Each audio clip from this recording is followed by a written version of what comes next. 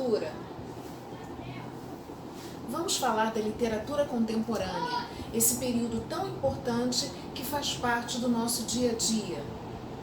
Que influências esse período traz para todo o nosso contexto, para todos os nossos estudos da literatura e para esse conteúdo dentro das avaliações de vestibulares e Enem? Vamos iniciar reforçando o contexto histórico. Nas últimas décadas, a cultura brasileira vivenciou um período acentuado de desenvolvimento tecnológico e industrial. É óbvio que esse desenvolvimento, essas mudanças, essas inovações fazem parte de um cenário que vem marcado a partir dos anos 60, a década de 1960, com a construção de Brasília e o governo de Juscelino Kubitschek, influenciando, trazendo uma marca muito forte para grandes movimentos que influenciaram decisivamente a toda a questão cultural brasileira. E aí nós destacamos aqui a bossa nova, o cinema novo, o teatro de arena, as vanguardas, a televisão, o cinema e todo o cenário tecnológico que se faz presente nesse período e nessa literatura contemporânea. Bom, nessa aula nós vamos nos dedicar a destacar todo o cenário da questão da poesia. A gente falou nas nossas aulas anteriores que a literatura contemporânea ela se destaca por esses dois núcleos, as produções literárias da poesia e da prosa.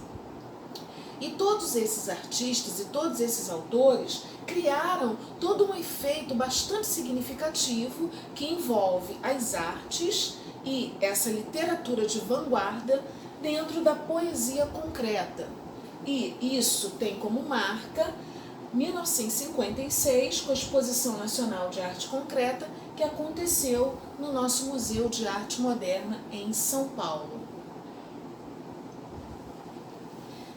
Como surge essa poesia concreta? Qual é a proposta desses autores, desses poetas, ao trazerem essa arte que associa a imagem, o movimento, os efeitos holográficos, as animações tecnológicas, a mensagem propriamente dita da palavra e da linguagem? A gente tem aqui o poema objeto, que é uma representação forte da poesia concreta, onde nós temos múltiplos recursos: o acústico, o visual, a carga semântica. O que é a carga semântica? É o significado, é a mensagem. O espaço tipográfico, a disposição geométrica dos vocábulos na página. Então, todas aquelas imagens muito relacionadas à forma, à geometria, aparecem nessa poesia concreta que sai dos padrões da linearidade das frases e versos. Que representantes serviram como referência? Foram os próprios criadores da poesia concreta, Haroldo e Augusto de Campos e Décio Pignatari.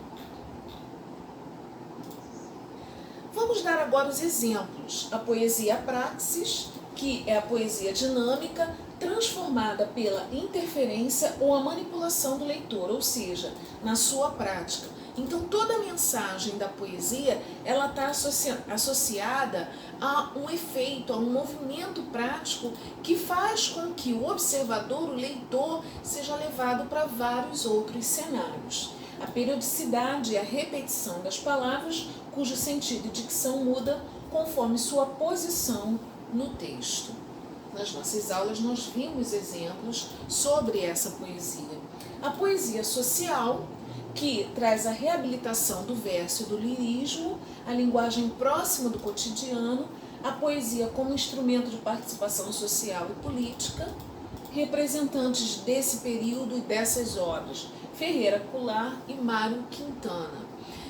São dois poetas que têm abordagens diferenciadas da proposta da mensagem da linguagem poética, um mais ligado a uma crítica mais lírica e o outro mais ligado a uma crítica mais reflexiva. Mário Quintana é conhecido como o poeta das coisas simples.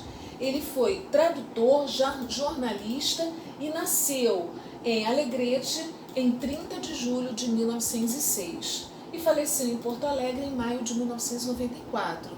Mário Quintana nos deixou obras que têm uma representatividade maravilhosa, uma mensagem ligada ao caráter reflexivo, ao caráter onde eu tenho toda uma observação da realidade de vida, sem perder a poesia, o lírico e a mensagem agradável.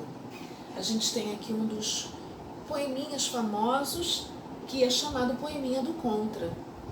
Todos esses que aí estão atravancando o meu caminho, eles passarão, eu passarinho. Então ele foi publicado na obra Prosa e Verso em 1978. Mário Quintana é muito característico por trazer para a sua obra imagens da natureza com um olhar bem diferente, com uma proposta reflexiva da sua obra e da sua visão de mundo. O poema Processo é um outro tipo de poesia concreta que faz parte da literatura contemporânea. Nele nós temos a utilização de elementos não linguísticos. Os representantes do poema Processo foram mais desenhistas e pintores do que verdadeiramente poetas. Utilizaram, além da palavra, fotografias, desenhos, colagens, aproximando-se muito das técnicas concretistas. E aqui, na poesia concreta, na literatura contemporânea, a gente sabe que há uma forte ligação dessa forma de expressividade com a parte artística. A poesia marginal, que era uma poesia de crítica, onde nós temos uma produção alternativa, divulgada à margem da editoração oficial, porém ocupando seu espaço na literatura e fortemente conhecida e respeitada. A poesia das ruas, do corpo a corpo dos poetas, no dia a dia do cotidiano, onde nós temos uma poesia que democratiza a arte, que declama e que serve como denúncia. Nós temos aqui cartões, camisas, isso é algo que daria aqui uma forte abordagem para várias aulas nossas. E eu convido vocês, procurem no dia a dia coisas, objetos que estejam relacionados a essa poesia marginal, aquela que denuncia, que critica, mas de uma forma artística, sem perder a beleza. Que representantes dessa poesia marginal nós temos? Cacaso, que era o nome, era a forma mais conhecida do nosso Antônio Carlos Ferreira de Brito, Charles Chacal, Torquato Neto. Combativas e criativas vozes daqueles anos da ditadura ajudaram a dar visibilidade e respeitabilidade ao fenômeno da poesia marginal. Eles eram também militantes dentro dessa realidade.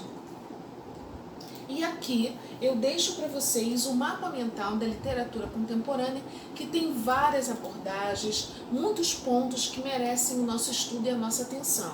Como a imagem é muito grande, eu deixo aqui o link, que eu convido vocês ao estudo, ao acessar os slides da nossa aula.